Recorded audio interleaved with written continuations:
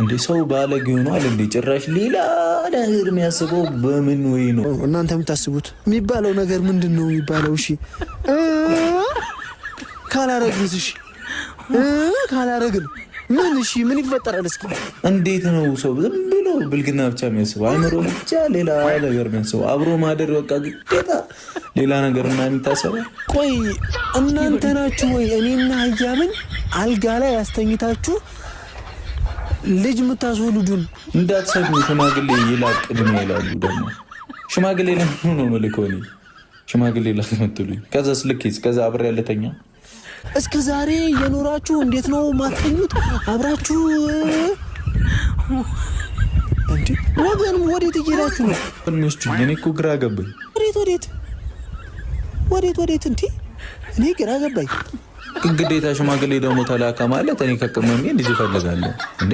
ልጁ መወለድ አለበት፣ መረገዝ አለበት፣ መወለድ አለበት። አሃ ምንድን ነው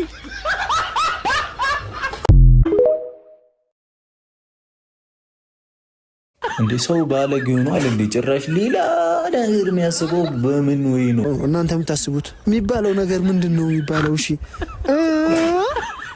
ካላረግንስ? እሺ ካላረግን ምን? እሺ ምን ይፈጠራል? እስኪ እንዴት ነው ሰው ዝም ብሎ ብልግና ብቻ የሚያስበው? አይምሮ ብቻ ሌላ ነገር የሚያስበው? አብሮ ማደር በቃ ግዴታ ሌላ ነገር እና የሚታሰበው? ቆይ እናንተ ናችሁ ወይ እኔና ህያብን አልጋ ላይ ያስተኝታችሁ ልጅ የምታስወልዱን?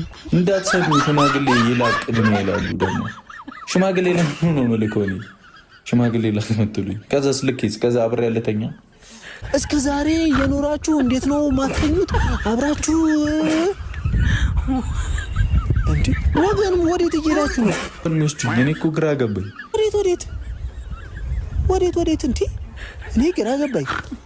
ግዴታ ሽማግሌ ደግሞ ተላካ ማለት እኔ ከቅመሜ ልጅ እፈልጋለሁ እንዴ? ልጁ መወለድ አለበት፣ መረገዝ አለበት፣ መወለድ አለበት። አሃ ምንድን ነው